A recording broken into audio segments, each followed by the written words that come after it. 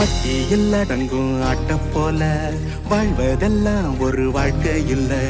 வெட்டியா சுத்துற வேலை இல்ல, கொடி கட்டித்தான் பறக்கணும் வானத்துல.